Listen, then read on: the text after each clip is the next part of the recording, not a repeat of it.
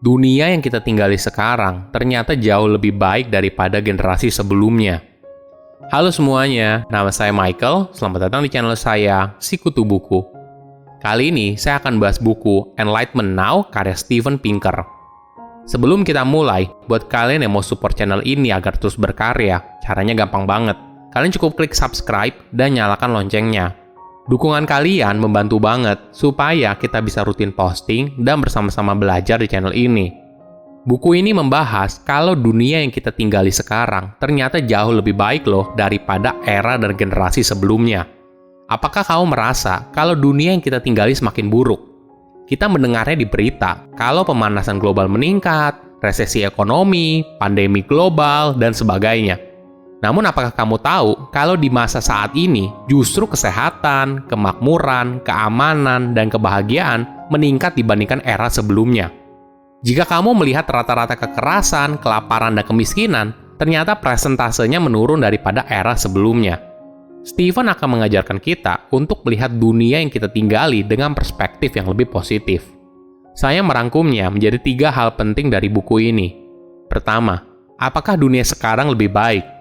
Judul buku Steven yang bernama Enlightenment Now diambil dari abad atau zaman pencerahan yang dimulai di Eropa pada pertengahan awal abad ke-18. Saat itu, masyarakat di sana memiliki pola pikir yang jauh berbeda.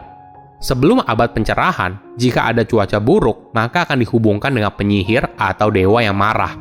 Sama halnya pemahaman masyarakat kalau laut dan hutan dihuni oleh makhluk buas yang jahat.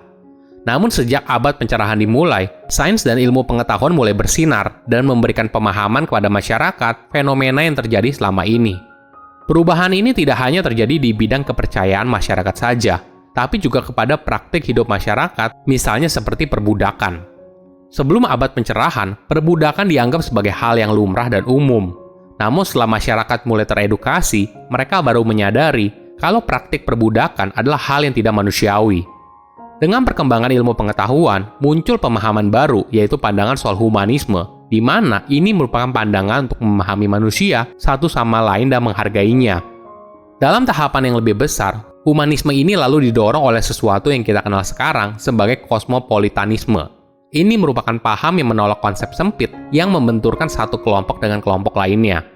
Kosmopolitanisme melihat setiap orang sama, tidak peduli dari mana mereka berasal. Tentu saja dunia yang kita tinggali sekarang juga tidak sempurna. Kita masih melihat ada perang sipil di beberapa negara yang ada di Timur Tengah. Walaupun begitu, kurang dari 100 tahun yang lalu, perang merupakan hal yang normal pada masa itu. Bahkan pada saat Perang Dunia Kedua, sekitar 60 juta orang kehilangan tempat tinggalnya akibat perang, dan bahkan melebihi jumlah pengungsi dunia yang kita miliki sekarang. Salah satu alasan dibalik penurunan jumlah dan skala perang adalah adanya perserikatan bangsa-bangsa. Organisasi ini bertujuan untuk menjaga ketentraman hubungan antar negara. Kedua, fakta dunia menjadi lebih baik. Pada awal abad pencerahan, rata-rata harapan hidup masyarakatnya yaitu 29 tahun. Angka ini ternyata lebih kecil daripada nenek moyang kita yang bisa hidup mencapai 32,5 tahun.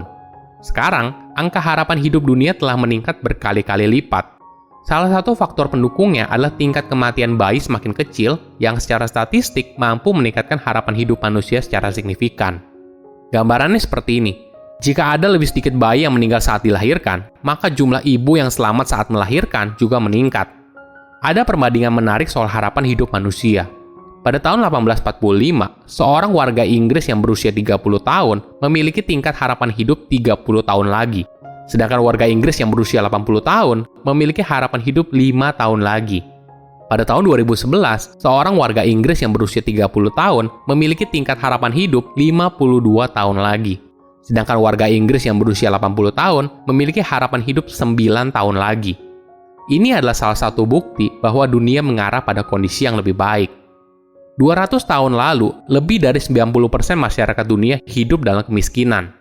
Sekarang, jumlahnya kurang dari 10%. Hal ini disebabkan dari tahun 1820 hingga 1900, pendapatan masyarakat dunia meningkat 3 kali lipat. 50 tahun kemudian, meningkat 3 kali lipat lagi, dan meningkat lagi pada tahun 1984. Saat ini, bahkan negara paling miskin sekalipun bisa meningkatkan pendapatan mereka 2 kali lipat setiap 18 tahun.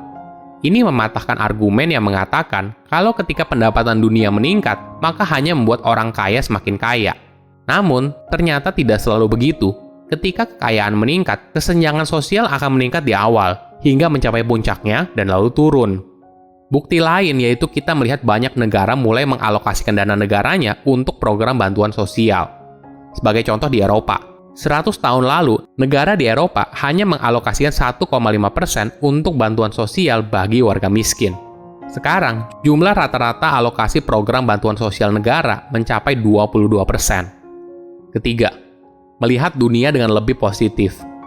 Setiap harinya kita dihadapkan dengan berita terus-menerus.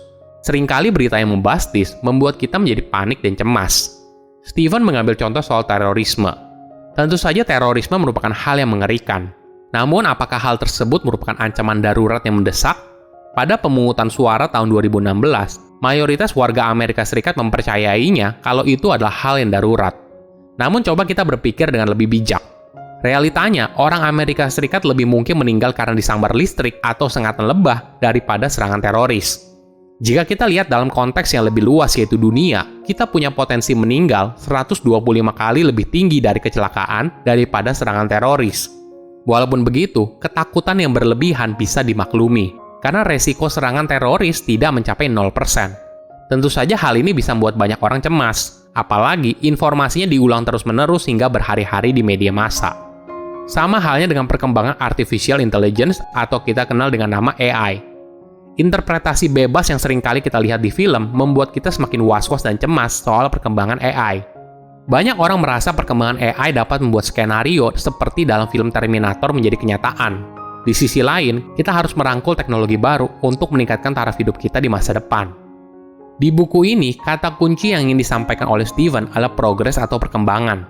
Perspektif positifnya dalam melihat dunia yang kita tinggali sekarang membuat kita untuk melihat dunia kembali dengan cara yang berbeda.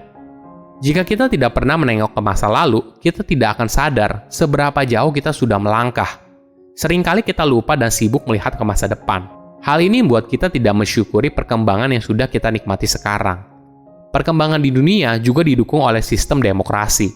Walaupun tentu saja, tidak ada sistem pemerintahan yang sempurna. Namun sistem demokrasi memungkinkan adanya fungsi pengawasan dan keseimbangan untuk mencegah penyalahgunaan kekuasaan. Sistem ini lalu membentuk masyarakat yang progresif dan lebih toleran dalam menghadapi perbedaan. Data dan statistik membuka mata kita untuk melihat dunia yang kita jalani ternyata jauh lebih baik daripada generasi sebelumnya. Hingga akhirnya, masa depan akan lebih baik daripada dunia hari ini. Silakan komen di kolom komentar pelajaran apa yang kalian dapat ketika baca buku ini. Selain itu, komen juga mau buku apa lagi yang saya review di video berikutnya. Saya undur diri, jangan lupa subscribe channel YouTube Sikutu Buku. Bye-bye.